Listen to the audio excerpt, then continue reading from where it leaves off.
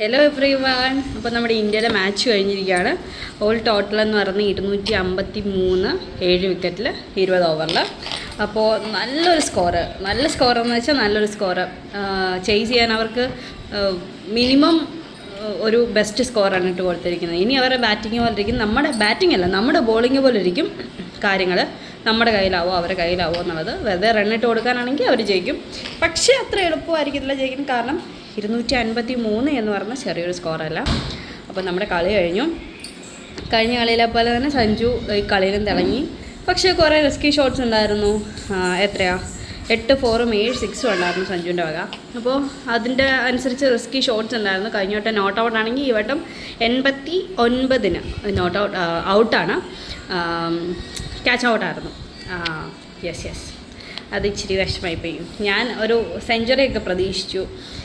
കാരണം 10-12 ഓവർ ആയപ്പോഴേ 89-88 ആ റേഞ്ച് എനിക്ക് 10-12 ഓവറൊക്കെ ആയപ്പോൾ. അപ്പോൾ ഞാൻ വെച്ച് സെഞ്ചുറി എടുക്കുമായിരിക്കും എന്ന് വിചാരിച്ചു. പിന്നെ ഈ സഞ്ജു ഈ കളിയിൽ കളിക്കുക, അടുത്ത കളി കളിക്കട്ടെ, നോക്കട്ടെ, അന്നേരം നോക്കാം ബാക്കി കാര്യങ്ങളെന്നൊക്കെ പറഞ്ഞവരൊക്കെ എന്ത് ചെയ്യുന്ന എനിക്കൊന്ന് കാണണം. പിന്നെ കളിച്ചത് തിലക് വന്നിട്ട് നല്ലപോലെ കളിച്ചു കേട്ടോ. ഒരു 300 സ്ട്രൈക്ക് റേറ്റിലൊക്കെയാണ് ചക്കൻ കളിച്ചത്. ശരിക്കും 7 ബോളിൽ 21 റൺ എന്തോ എടുത്തു. അടിപൊളിയായിട്ട് തിലക് കളിച്ചു. ബാക്കി വന്നവരെല്ലാവരും എനിക്ക് തോന്നുന്നു ഡുബെ 43, 25 ബോളിൽ 43, പാണ്ഡ്യ 12 ബോളിൽ 27, കിഷാൻ 39 18 ബോളിൽ. അങ്ങനെ വന്നവർ ബാക്കിയൊക്കെ തിളങ്ങി. പിന്നെ പോയത് അഭിഷേക് 7 ബോളിൽ 9 റൺ എടുത്ത് ആദ്യമേ പോയായിരുന്നു. അതൊഴിച്ച് ബാക്കി അത്യാവശ്യം സൂര്യകുമാർ യാദവ് 6 ബോളിൽ 11 റൺ, അത്രയൊക്കെ ഉള്ളൂ. വേറെ വലിയ മോശം പ്രകടനമൊന്നും പറയാൻ ആരുമില്ല.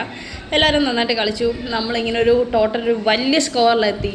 അപ്പോൾ ഇനി അതവർ ചേസ് ചെയ്യട്ടെ. നമ്മുടെ ബോളിംഗ് സെറ്റ് ആവുകയാണെങ്കിൽ നമ്മൾ സെമിയല്ല ഫൈനൽ നമ്മൾ ഉറപ്പിച്ചു. നമ്മൾ കപ്പ് വെക്കും ആ ഒരു റേഞ്ചിലാട്ടോ. എനിക്ക് കോൺഫിഡൻസ് ഉണ്ട്. കാരണം ഇത്ര റണ്ണൊക്കെ ചേസ് ചെയ്യാന്ന് പറഞ്ഞാൽ അത്ര എളുപ്പം നല്ല എളുപ്പമേ അല്ല, ഭയങ്കര ടഫായിരിക്കും. അപ്പോൾ ബോളിംഗ് കൂടെ സെറ്റ് ആവുകയാണെങ്കിൽ സെമി നമ്മുടെ കയ്യിരിക്കും. അപ്പോൾ ഞാൻ കളി കണ്ടു. ഭയങ്കര അടിപൊളി കളി, സൂപ്പർ കളി.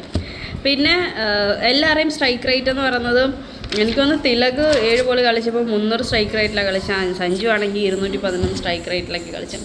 നമുക്ക് എല്ലാ ഓവറിലും ഒരു 10 റൺ റേറ്റിൻ്റെ ഇതിലാണ് നമ്മൾ കളിച്ചുകൊണ്ടിരുന്നത് കേട്ടോ. അപ്പോൾ അതായിരുന്നു നമ്മുടെ മിനിമം സാധനം എന്ന് പറയുന്നത്. അപ്പം നമ്മളവർക്ക് ചേസ് ചെയ്യാനുള്ള നല്ല സ്കോർ ഇട്ട് കൊടുത്തിട്ടുണ്ട്.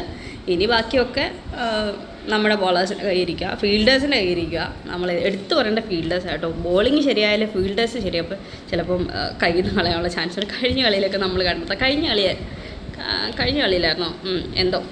അപ്പോൾ എന്താ ഇനിയിപ്പോൾ ഫീൽഡിങ് നന്നാവട്ടെ, ബോളിങ് നന്നാവട്ടെ, കപ്പ് നമ്മൾ വെക്കട്ടെ. അതല്ലേ എല്ലാവരുടെയും ആഗ്രഹം. എൻ്റെ ആഗ്രഹം അത് തന്നെ.